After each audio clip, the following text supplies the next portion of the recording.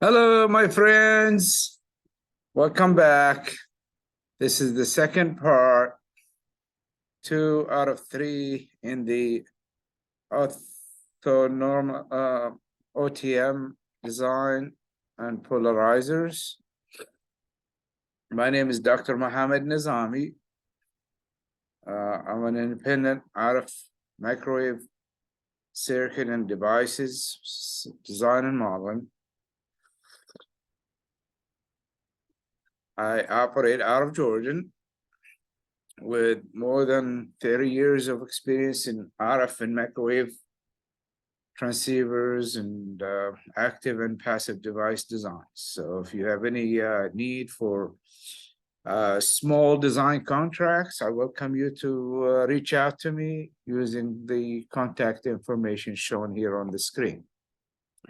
Okay, last time we talked about the Orthomode Transducer and polarizer designs, and we mentioned, I suggest that if you didn't watch part 1, you do see part 1, because this is just a continuation, so there's a lot of missing information will be if you just stumble on this video and not watch the first part. So I recommend that highly that you hop right here and you go back and see my list of videos and watch the first part. Okay, the second part basically is we're gonna continue with the ANSYS HFSS modeling of OTMs. And we're gonna take the second device. The first device in part 1 was a KKA SATCOM OTM, Orthomode Transducer. And so the second part will be another OTM device, but this time it's KU band, a little lower in frequency. So again, just to remind you, what is an orthomode transducer? It's basically a passive antenna assembly element that basically is responsible for either separation or combining two orthogonally polarized signals. Now, these signals, they can be the same frequency or they can be different frequencies. They can carry the same baseband, the same data, modulated data, or they can be totally independent, separate data, similar to what you see on in SATCOM TV broadcasts, where the horizontal and vertical of the same frequency channel basically give different information. And so in that case, you would need an OTM, and we OTM. Oh, this is misspelled.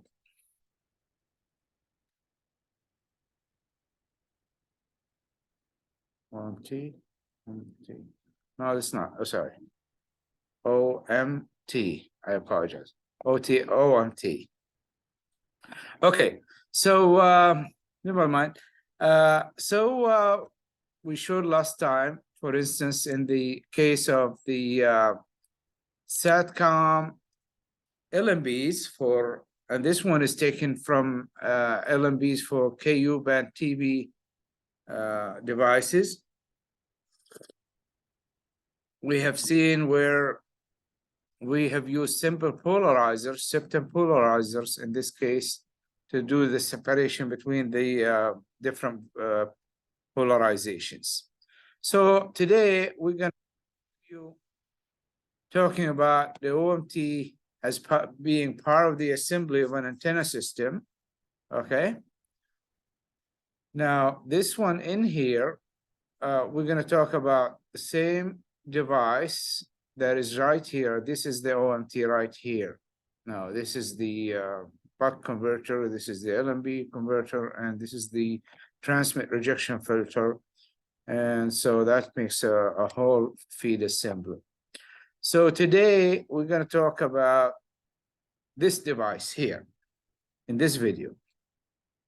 Now, this device is the same as this device, which we have showed back using the simulations on OFDM. So let's go back and remind you of the first part.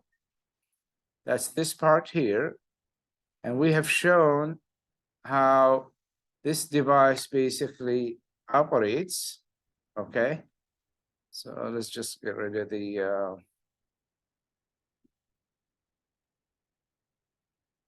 sorry. Okay. So this device, we have showed that how this device is constructed, and we have showed that this is basically the rectangular waveguide in here, and this is the square waveguide in this case in here, and we see how the transition is done gradually from the square waveguide to the rectangular waveguide, in this case for the axial port in here. Likewise, we have seen how this is a hole here that is inside here. So, and we see how we've used also same thing in here, step sized transition from the iris window in here, the slot that leaks the other orthogonal branch. Where in this case here, now, this case here, we use the tapering technique, where the impedance is changed, tapered from the square waveguide onto the rectangular waveguide in both channels, okay, the axial channel and the coupled channel, which is this one here. You can see that. And like the previous OMT, this one is also designed as this is the hollow body inside the brick, the metal brick, okay? With the face here is basically where the feed from the parabolic dish is being illuminated, and also this would be the focal point for the parabolic dish. Now, likewise, so what I did in here is I designed this as really a vacuum. Okay, this is all vacuum. And what I did is I unified it. It's really different pieces in here, built all together. Okay, and then unified. And then what I do is I use the boundary settings so that I could basically hollow this, make sure that it is actually a hollow piece. So you can see that right there. You can see this is the slot. You can peek through and see that this is basically now is a perfect conductor. And what I'm doing next is I'm exciting the common port, which is this port here, with both two mode signals. Okay, so we can see the modes. You go here, you will see that I'm exciting with two modes, where the other ports, for instance, the couple port is a single polarization. And likewise on this side here, it's excited with a polarized a wave port, a single mode wave port. Okay, so I ran this, and this is what we get basically.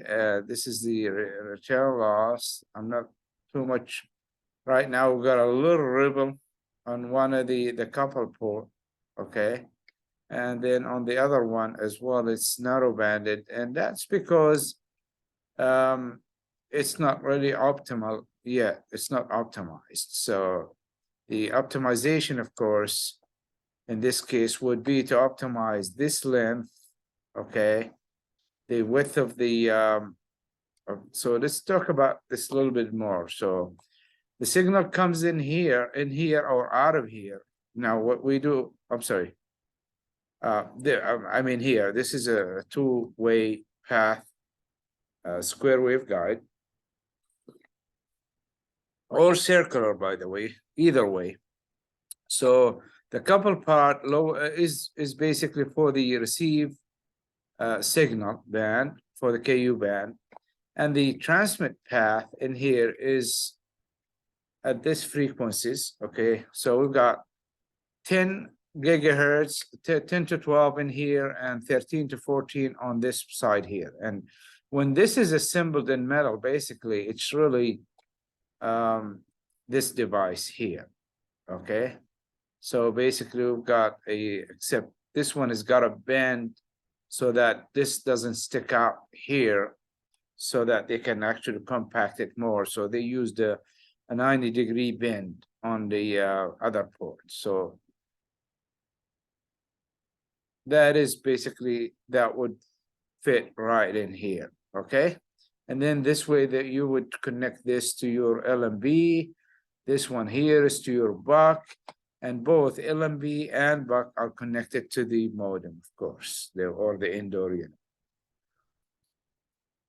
So let's look right now and see how the E field of this device is. So let's animate this and let's see what we're doing here.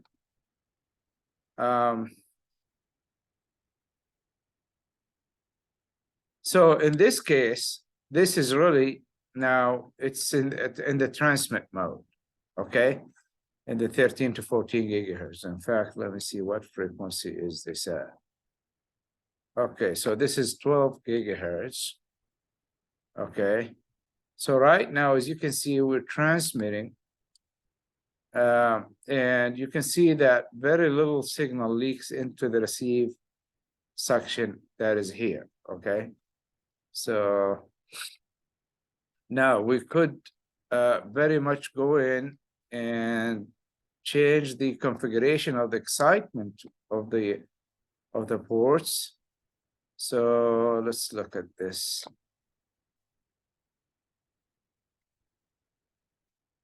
So right now, what we're exciting is this, the direct port with signal. Okay, so what we're gonna do is we're gonna go in and let me just check one thing. Let's see what is the other frequency that I solved this at. Okay. Now, of course, we can go to 20 gigahertz and just show that this thing will be messed up. As you can see now, it's really sort of messed up because it's leaking into the receiver. It's not tuned to that frequency. And likewise, you can go in and even try, for some reason, I had this solved at these frequencies. So this is 5 gigahertz, and 5 gigahertz will not propagate even through the waveguide. And as you can see, it is basically staying here. It's not going anywhere. Okay, so let's go back and configure this so that we are on the receive mode. And in that mode, it's the coupled port. So we're going to go to the coupled port. We're going to excite this with 1, and this is 0. And this one, we're going to go 90 degrees.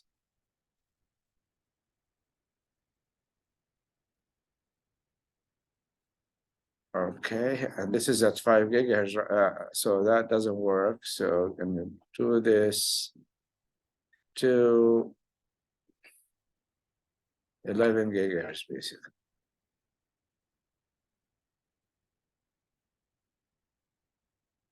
So, okay, let's see. Okay.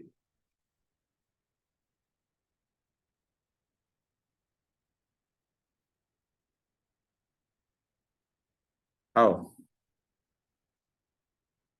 okay, let's see. I see what the issue is.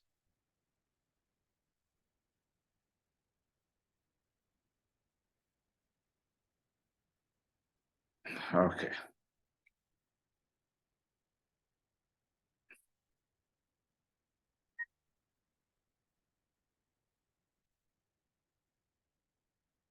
Okay. And let's try one more.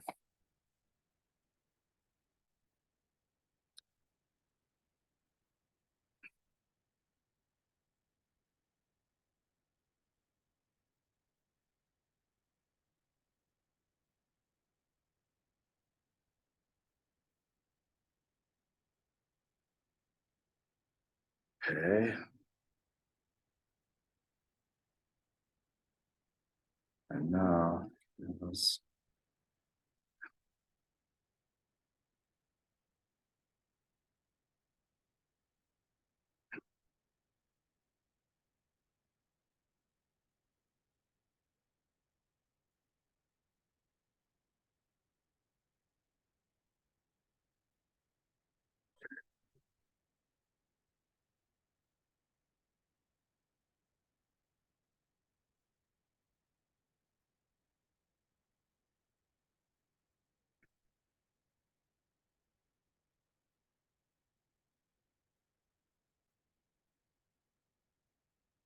okay, now this is set right now. So now you can see that the in the receive mode, the one of the particular polarizations will go right into the receive port or the copper port through the aperture in here, the opening or the slot. And there you have it. So this is in the receive mode. Now, of course, the design of this would be, again, we are giving the frequencies on this port, we're giving the frequencies on this port, we're giving the frequencies on this port. So the dimensions of this piece, and this piece is driven. There is no design. So these are EIE standard dimensions, unless you happen to have a custom designed sized waveguide for a particular application. And that is a lot of times that is the case for secure communications or for radiometry, radio telescopes, or for instrumentations. So the only thing that you have to design in this case is how to transform the mode, the modes from the square or rectangular in this case.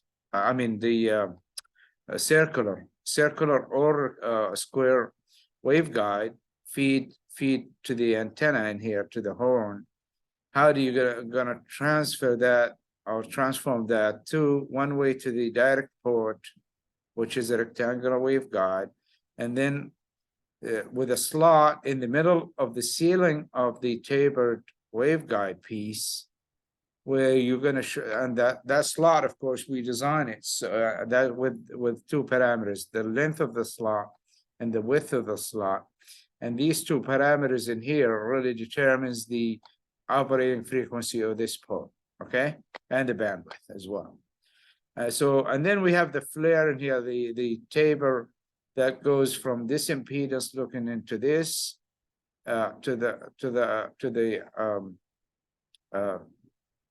the couple rectangular waveguide. So, and again, like we mentioned last time, usually you would want to design these with these parameters. These parameters, as you can see in here, in this case, these are the outcome of the optimizer. So what we do, we have initial dimensions for the slot and for the length L2 and for L4. And then we set our constraints for the performance in terms of return loss and insertion loss and bandwidth. And then the optimizer will derive these components in here. So having done them this way, scale them to a wavelength, it makes the design scalable in the sense that you can really scale this and produce any frequency. You can move the center frequency of the design anywhere you want. Okay. So there you have it, ladies and gentlemen. That's the second OTM. Okay, the third OTM, I'll see if I can have a video on it, which is this symbol construction in here where we talked about, where you have two T junctions basically, and with a short back end in here. And so one of them, this is copper, this is direct, and they operate very much in the same way. So We continue with the design demos for OTMs. And then we will, the next one will be the simple step septum polarizer. So tune in or move on to the third video of this. This is Dr. Mohamed Nezami wishing you the best. Thank you very much. Please share the video if you like, and repost it if you like. Thank you very much. Have a great day.